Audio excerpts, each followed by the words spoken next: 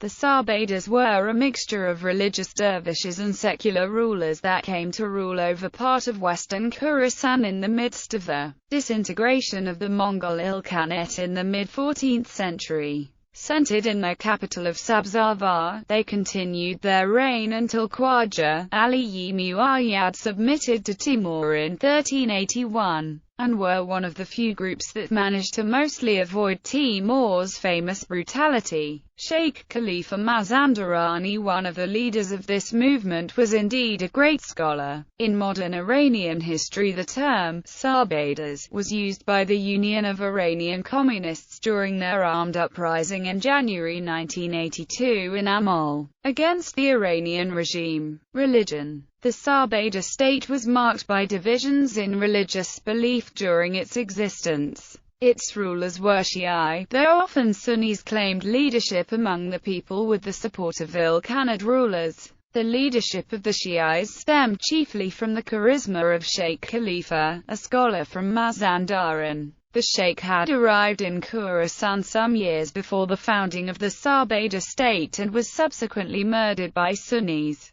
His successor, Hassan Uri, established the former's practices in the Sarbadar state. The followers of these practices were known as Sabzavaris, after the city. The Sabzavaris, however, were divided. Among their number were moderate Shiites who were often at odds with the dervishes, adherents of a mystic ideology. The capital city of Sabzarvar likely had a large Shiite community, but as the Sarbadars conquered the neighboring territory, they acquired cities with Sunni populations. Government. The Sarbadars are unique among the major contenders in post-Ilkhanate Persia in that none of their leaders ruled as legitimate sovereigns. None of them had a legitimate claim to the Ilkhanate throne, or were related to a Mongol or any other royal house, and none of them had previously held a high post within the Ilkhanate. While they on occasion recognized claimants to the Ilkhanate throne as their overlord, they did so purely as a matter of convenience,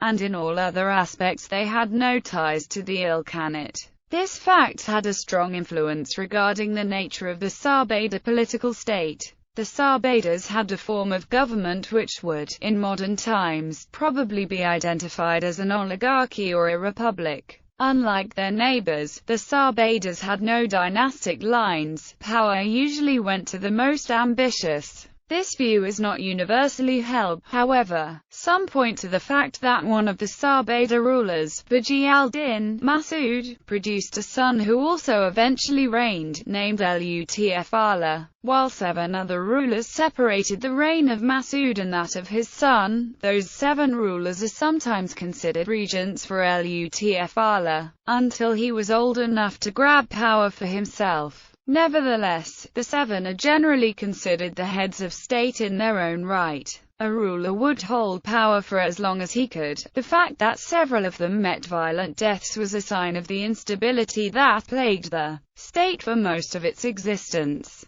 The founder of the Sarbadar state, Abd al-Razak, used the title of emir during his reign. While many of the Sarbadar leaders were secular, the dervishes also had their turns in power, and on occasion they ruled the state in co-dominion with each other. Such partnerships, however, tended to fall apart quickly, because the two sides held radically different views on how the Sarbadar government should be run. There were often drastic changes in policy as one side would supplant the other as the most powerful. History. Foundation. The Sarbadar state came into existence around early 1337. At that time, much of Khorasan was under the control of the Ilkhanate claimant Timur and his emirs. One of his subjects, Ala al-Din Muhammad, had jurisdiction over the city of Sabzarvar. His oppressive taxation of the area caused Abd al-Razak, a member of the feudal ruling class, to murder a government official in Bashtan, a district of the city. The official was a nephew of Ala al-Din, and Abd al-Razak raised the standard of revolt.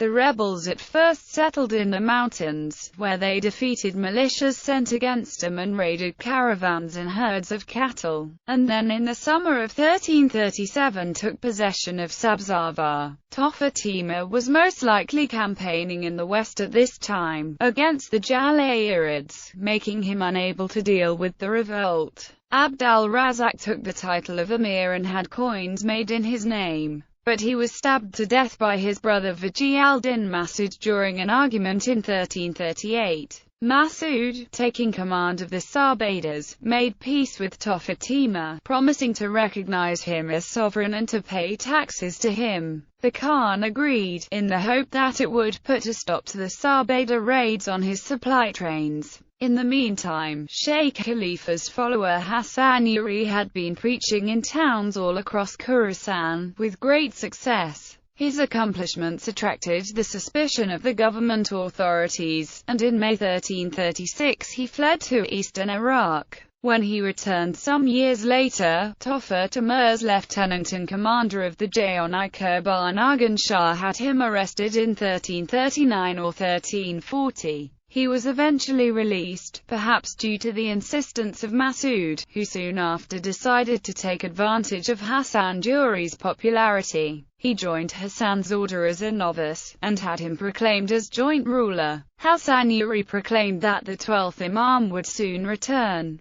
While the sharing of power began well, differences quickly emerged between the two. Masud believed in accepting the nominal suzerainty of Tofa Timur, while Hassan Uri was intent on establishing a Shi'i state. The two rulers each gained bases of support. The former had his family and the gentry, while the latter had the dervishes, the aristocracy, and the trade guilds. Both also had their own armed forces. Masud had 12,000 armed peasants and a bodyguard of 700 Turkish slave troops, while Hassan Uri had an army composed of artisans and merchants. In 1340 Masud moved against the Jayon-i-Kurban under Argan Shah. The latter was forced to abandon Nishapur and retreat to Tus. The Sarbadars continued to mint coins in Tofa Timur's name, in the hope that he would ignore this move as he was campaigning in the west again at this time. The Khan, however, moved against him. His forces were destroyed, and while fleeing to Mazandaran, several important figures such as Ala al-Din, Abdallah, and Tofa's own brother, Alikan were killed. The Sarbadars gained control of Jarjam, Damgan and Simnan, along with Tofa's capital of Gurgan. Masud and Hassan Uri, however, soon came into disagreement over several issues. Masud, following the defeat of Tofa Timur, gained a new suzerain in the form of Hasan Kuchek of the Chobanids, as well as the latter's puppet Khan Suleiman. Masud considered the move necessary. With the conquest of Simnan, the Chobanids were now neighbors.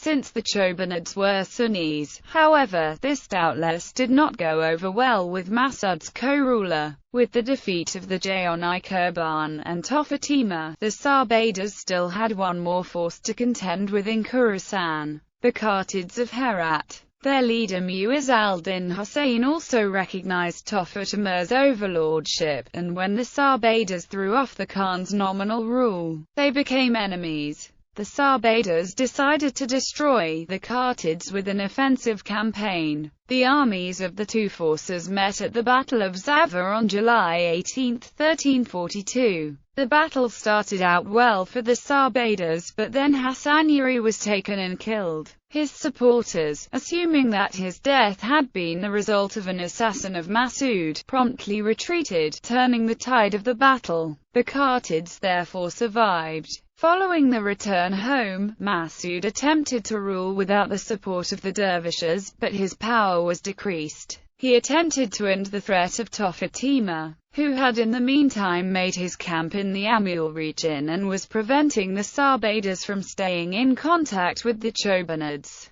Mas'ud undertook a campaign against him in 1344 which got off to a good start, but ended in disaster. On the route from Sari to Amul, the Sarbadar army was trapped in a pincer movement, and Mas'ud was taken prisoner and executed. Most of the Sarbadar conquests were lost as a result of the two losses. Only the region around Sabzawar, as well as maybe Uvan and Nishapur, remained in their hands. Tofa Timur returned to Gurgan and once again gained the allegiance of the Sarbadars. 1344 to 1361 Mas'ud's first three successors ruled for a period totaling only 3 years. Both of the first two men had served as his military commanders. Mas'ud's brother Shams al-Din came next, only to fall as well. These internal conflicts were countered by good news on the external front, namely, the death of Arghun Shah in 1343, and the rise of his successor Muhammad Beg, who abandoned the alliance of the Jayani Kirkban with Tofa Timur in favor of one with the Sarbadars.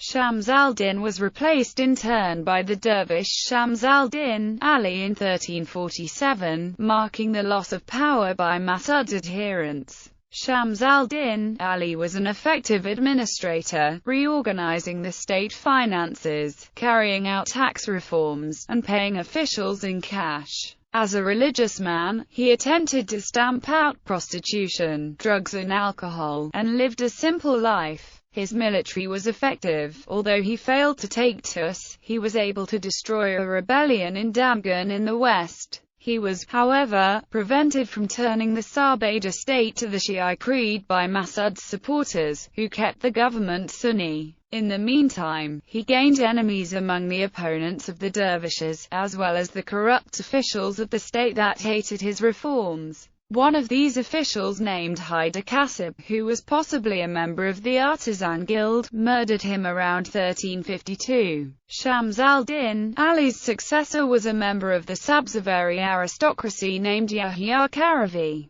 Yahya was forced to deal with Tofa Timur, who, in spite of the loss of the allegiance of the Jayani Kirban in 1349, the Khatids, still was a danger of the Sarbadars. His army of 50,000 dwarfed the Sarbadar army, which numbered only around 22,000. Yahya neutralized the Khan by recognizing him as suzerain, striking coins in his name and paying taxes to him. He also promised to visit Tofa Timur once a year. He was probably making one of these visits when he arrived in November or December of 1353 at the Khan's camp of Sultan Duveen near Asterabad. Yahya and a group of his followers entered the camp and were allowed into Tofa Timur's tent. There, they murdered the Khan and his courtiers, then put to death the Mongol troops and killed the nomads' herds. With the death of Tofa Timur, the last serious contender for the Ilkhanate throne was gone.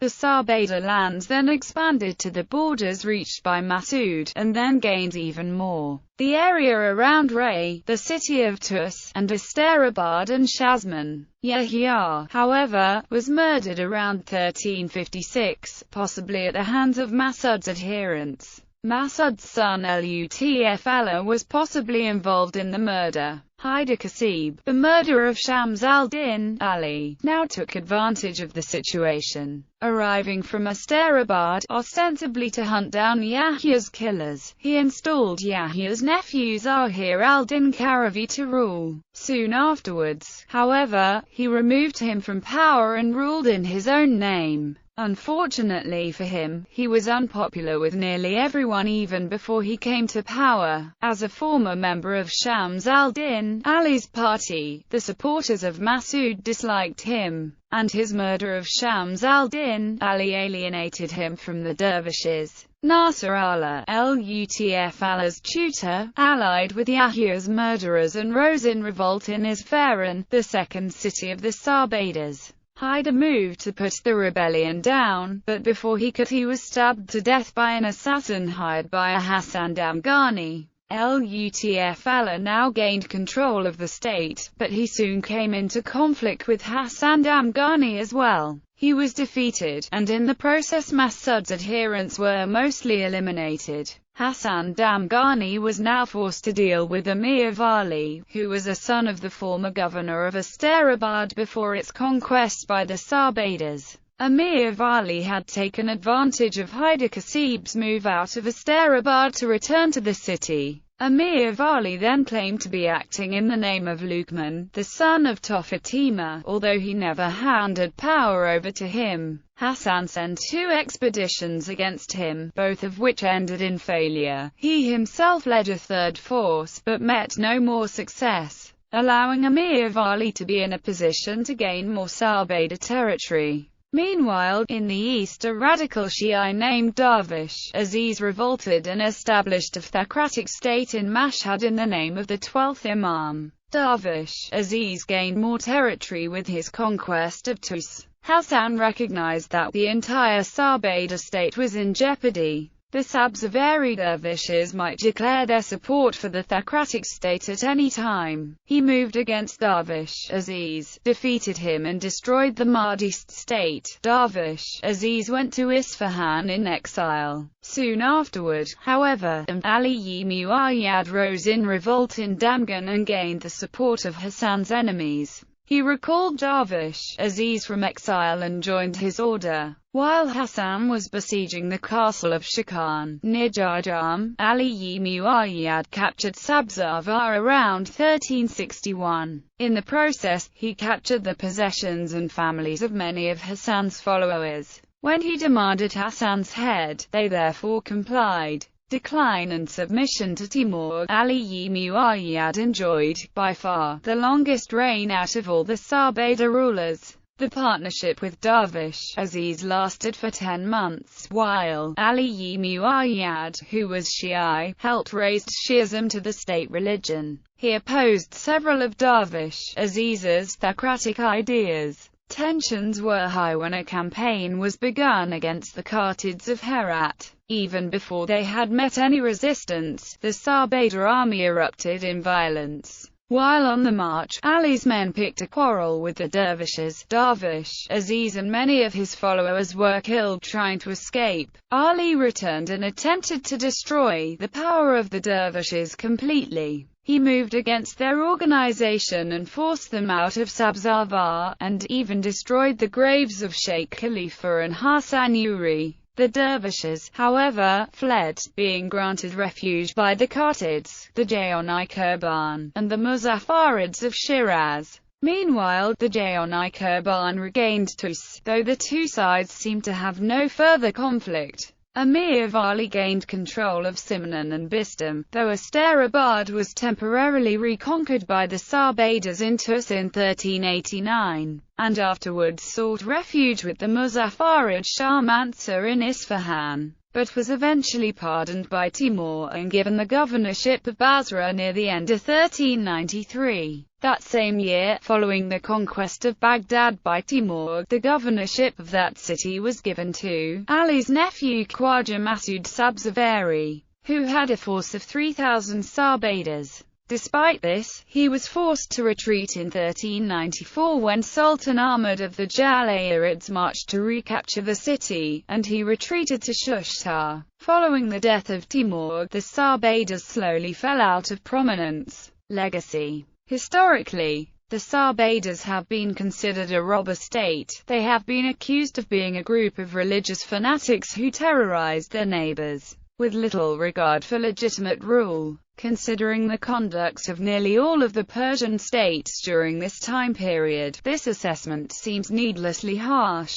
Other historians have considered the Sarbadars to be an example of class struggle, the downtrodden rising up against oppressive taxation by their masters, and establishing a republic in the middle of several feudal states. This, however, is not entirely accurate either. Abd al-Razak was a member of the ruling class, which was taxed the heaviest at the time. It could, however, be said that it was definitely a struggle of a people with a certain belief system against an oppressive ruler desiring to establish what could be easily be labeled a republic. Religious orders were common in this period of Persian history, as the order of the Ilkhanate fell apart. to be replaced by a period of anarchy and incessant warfare. Aside from the Safavid dynasty of Persia in the 16th century, the Sarbadars were probably the most successful example of such orders, although they rarely managed to achieve the state that they so desired.